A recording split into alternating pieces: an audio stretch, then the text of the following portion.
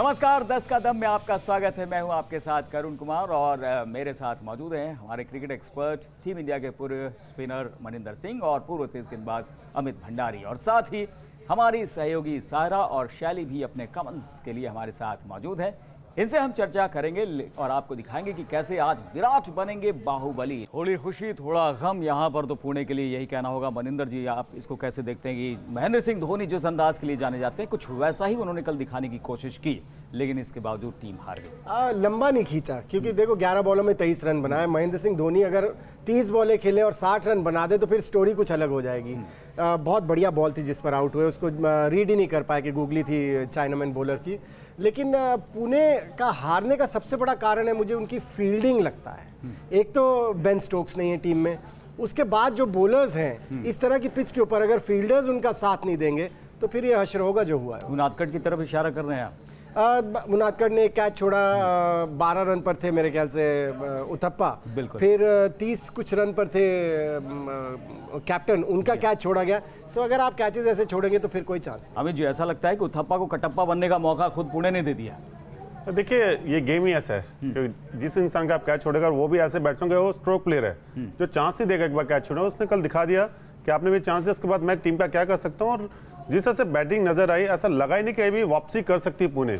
पूरे मैच में ऐसे ही नजर लगा कि बस ये वन साइड मैच हो गया। और सबसे बड़ी जो प्रॉब्लम नजर आई कि बेन स्टोक्स भैया कह रहे हैं कि नहीं खेला, फिर आपने उनकी जगह खिलाया बैट्समैन, आपने बॉलर ही कम कर दिया, खिलाया बैट्समैन, और एक बॉलिंग ऑप्शन भी खत्म हो गया और 5 बॉलर ही थे और उन्हीं 5 बॉलर से बॉल डरवानी थी। अगर एक ऑप्शन होता कि हाँ इसको रोक के हम बेन स्टोक्स होता, कोई भी ऑप्शन नहीं था, तो इस वजह से मुझको लगता है कि वन साइड मैच हुआ है। और वैसे ये कल गुहार सबसे ज्यादा धोनी पुणे के लिए लगा रहे थे और दोनों ही धोनी के लिए गुहार लगा रहे थे, बट आखिर में जीत तो कोलकाता नाइट राइडर्स की हुई। लेकिन धोनी ने जबरदस्त खेला वो तो है ही है, लेकिन गौतम और रॉबिन उथप्पा को भी आप नहीं भूल सकते हैं जिस तरीके से उन्होंने पारी खेली।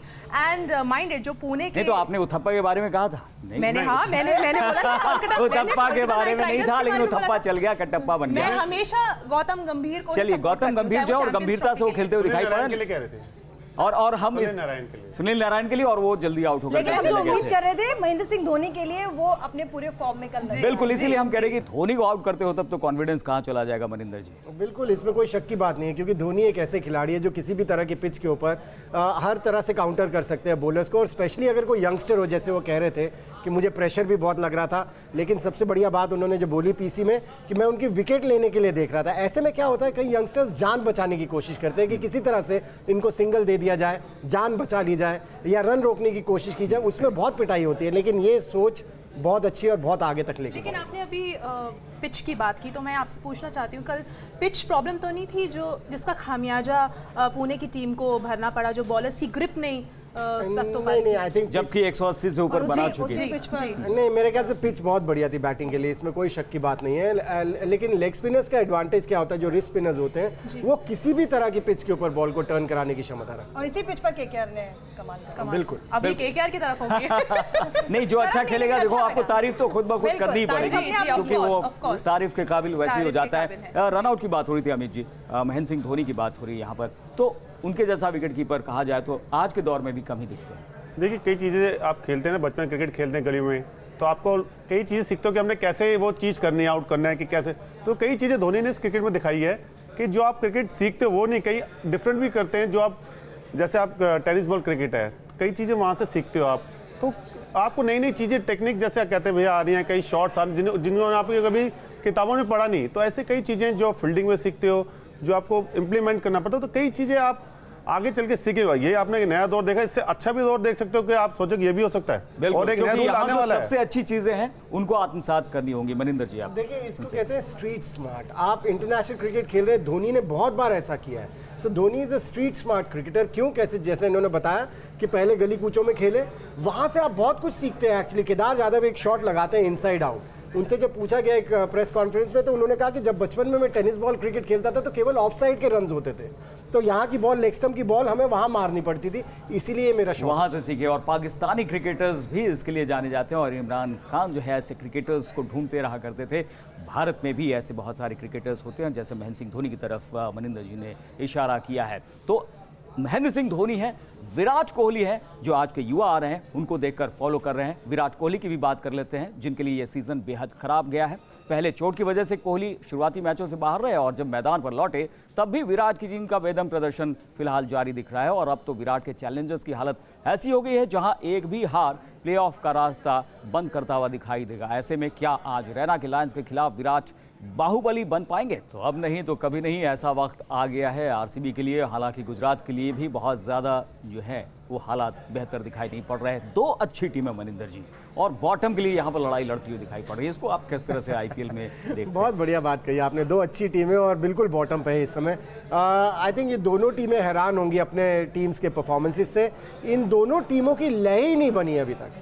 लेकिन कभी कभी करुण ऐसा होता है कि आप एक मैच जीते, जब आपको पता है कि आपको सभी मैचेस जीतने हैं आगे पहुंचने के लिए, टॉप 4 में पहुंचने के लिए, तो कई बार ऐसी लय पकड़ती है टीम कि फिर वो सारे मैचेस जीत के पहुंच ही जाती है और ऐसे में फाइनल में भी पहुंच के जीत जाती है। हमने कई बार ऐसा होते हुए देखा है। मैं उम्मीद करूंगा आरसीबी अच्छा करे, क्योंकि बीइंग अ कोहली फैन मैं चाहता हूं कि उनकी टीम जीते और आगे बढ़े। सारा बहुत खुश हो गई है। वही मैं भी देख रहा था। वाकई आज चाहती हूँ, मैं चाहती हूँ कि कल जब हम बात करें तो हम बोले कि विराट का बल्ला बोला, और मैं उम्मीद करूंगी, दुआ भी करूंगी कि विराट। लेकिन मैं नहीं चाहती कि विराट कोहली जीते, क्योंकि मैं चाहती हूँ कि अब उनकी कंसंट्रेशन चैंपियंस ट्रॉफी के लिए रहे और उनके नाजुक कंधे पर थोड़ा सा बोझ कम हो जाए यहाँ पर, यानी सुरेश रैना की तरफ। ये तो आप अगर यहाँ जीतेंगे, लगातार रन बनाते रहेंगे तो चैंपियंस ट्रॉफी में वो कॉन्फिडेंस लेके जाएंगे बनिस्पत की बीसीसीआई चैंपियंस ट्रॉफी में टीम को उनके दिन थोड़े खराब ही चल रहे हैं। अमित जी, आपको क्या लगता है यहाँ पर कि लगातार जीतने का दबाव जो है वो कहीं ऐसा नहीं खिलाड़ी को? मैंने कोई टीम नहीं चुननी, मैंने टीम की बात की है। प्रेशर गुजरात के पास ज्यादा रहेगा। ये दोनों टीमें जैसे भेजने वाले लास्ट टाइम दोनों क्वालिफायर नंबर 1 खेली थी, जिसके अंदर आरसीबी फाइनल पहुंची और गुजरात हार गई थी, उसका हैदराबाद से हारी। तो यहाँ पर दोनों में प्रेशर रहेगा।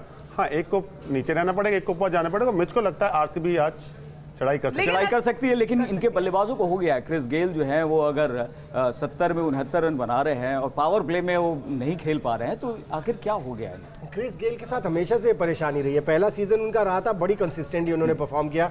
उसके बाद मुझे लग रहा है उनको जो इंजरीज हुई हैं उससे उनको काफ़ी नुकसान हुआ है। और एबी डिविलियर्स भी जो वापस आए इंजरी से, करुण इंजरी से वापस आके क्रिकेट में एकदम से रन्स बना देना, उन्होंने पहले मैच में तो बनाए, लेकिन आपका फोकस और कंसंट्रेशन लेवल उतना हाई नहीं रहता, क्योंकि कहीं ना कहीं वो injury back of the mind में खेल रही होती है, प्ले कर रही होती है। और शायद यही कारण है विराट कोहली के साथ भी शायद वैसा ही कुछ हो रहा है, क्योंकि वो भी इंजरी के बाद वापस आ रहे हैं। सो 100% नहीं है, और जब आप 100% फिजिकली फिट नहीं होते तो आपको मेंटली भी थोड़ी सी आपको तैयारी करने में प्रॉब्लम है। Amit ji, very quickly I want to ask him that कि अगर विराट कोहली आज टॉस जीतेंगे तो आपको क्या लगता है कि बैटिंग ऑप्ट करेंगे या बॉलिंग? है उनके बैक ऑफ द माइंड क्या चल रहा होगा? देखिए, वो टीम या पहले बैटिंग करे या बाद में करे, आज आरसीबी करेगी। पर ये बताओ कि आप गुजरात कौन से प्लेयर को सपोर्ट करेंगे? चलिए, अब वक्त है 10 का दम में कौन सी टीमों ने दमखम दिखाया है, कौन सी टीमें कहां पर है, ये जानने का, देखने का।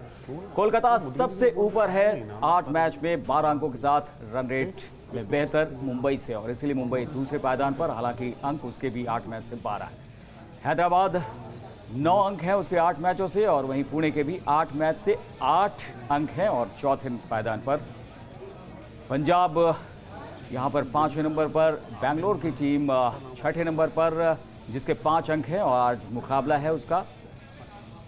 दिल्ली की टीम 4 अंकों के साथ 7वें पायदान पर, और सबसे नीचे गुजरात 7 मैचों से 4 अंक और उसकी भिड़ंत है बेंगलोर से। ऑरेंज कैप की रेस में सबसे आगे गौतम गंभीर हो चुके हैं। 8 मैचों में 305 रन उनके बल्ले से निकल चुके हैं और 300 का आंकड़ा पार करने वाले इस सीजन में वो पहले खिलाड़ी बने हैं।